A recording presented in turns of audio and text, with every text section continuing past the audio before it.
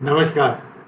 मैं सुदर्शन सुखानी हूँ और आज बहुत दिनों बाद हम फिर से निफ्टी में इंट्राडे ट्रेडिंग की बात करेंगे। हमने देखा 1 तारीख शुक्रवार को छुट्टी थी, अवकाश था, बाजार बंद थे, लेकिन उसके पहले 2 दिन बहुत ज़बरदस्त तेजी आई, बुधवार और बृहस्पतिवार दोनों दिन। बुधवार को निफ्टी 9,300 पर खुला, 9,400 के ऊपर तक गया और टॉप पर बंद हुआ। उसके बाद बृहस्पतिवार को 100 पॉइंट ऊपर खुला, 9,000 माफ़ कीजिएगा 300 पॉइंट ऊपर खुला 9,700 में, और दिन भर की तेजी के बाद 9,850 पर लगभग बंद हुआ। हम 2 दिन से लॉन्ग थे। हमारे न्यूज़लेटर में हमने 3 दिन पहले खरीदारी कराई थी जब 9,100 के ऊपर निफ्टी गया था। फिर टीवी पर भी जब मैं सुबह CNBC पर बात करता हूँ सुबह 8:45 पर, तब मैंने बार बार कहा था हमको खरीदना चाहिए। बुधवार सुबह मैंने कहा था अभी खरीदिए, गैप अप हो रहा है लेकिन 9,400 में ब्रेकआउट है, अभी खरीदिए। लेकिन बृहस्पतिवार सुबह जब 9,700 के ऊपर निफ्टी खुला और हमारी पिछले दिन की खरीद में 300 अंक का मुनाफा हो रहा था, तब मैंने कहा था कि अब आप मुनाफा लेकर हट जाइए, अब इस ट्रेड में रहिए मत। एक दिन में 300 पॉइंट का गैप अप और तेजी बहुत होता है, अब इसमें लालच नहीं करना चाहिए, अभी प्रॉफिट ले लीजिए। उसके बाद ये ठीक है कि 100 से फिर 150 पॉइंट तक निफ्टी ऊपर गया, लेकिन अब क्या होने वाला है? हम 9,900 का एक टारगेट लेके चल रहे थे, वो बृहस्पतिवार को ही पूरा हो गया, यानी 2 दिन में 9,000। बुधवार को वो ट्रेड शुरू हुआ, ब्रेकआउट हुआ 9,400 पर, और बृहस्पतिवार को 9,900 पहुंच गया, 500 पॉइंट 2 दिनों में। उसके बाद हम तो शुक्रवार को बंद थे, लेकिन अमेरिकी बाजार बहुत मंदी में थे।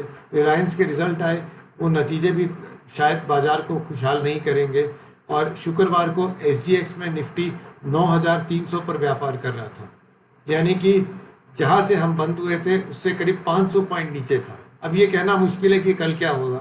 हो सकता है कल सोमवार को जब बाजार खुले तो तेजी में खुल जाए, या 9,300 से ऊपर खुल जाए, 500 पॉइंट की मंदी ना आए, वो अलग बात है।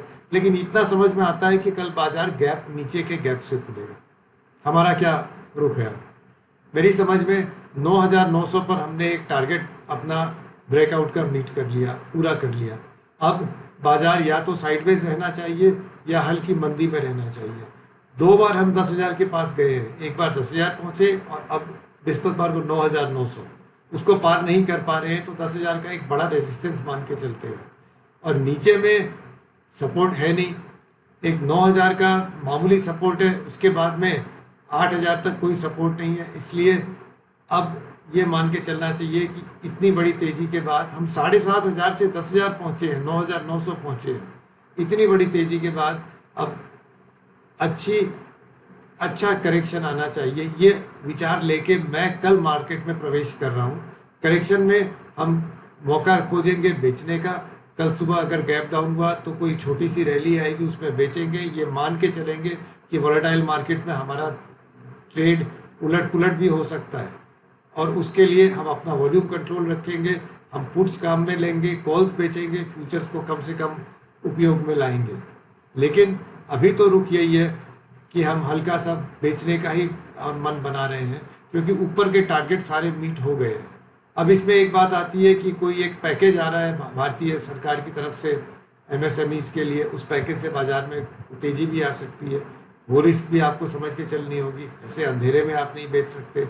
और अगर पैकेज आके बाजार तेज होता है और वहाँ पर जाके रेजिस्टेंस पाता है, तो वो तेजी में बेचने का एक फिर मौका आएगा। बाजार कई तरह से देखा जा सकता है।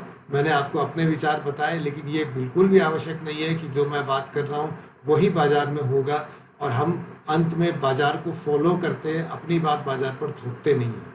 केवल मैं आपसे शेयर कर रहा हूँ। ये बात हुई कल की और एक शॉर्ट टर्म रुख की। हो सकेगा तो हम आपसे जल्दी मिलेंगे फिर। आज ये वीडियो सुनने के लिए बहुत बहुत धन्यवाद।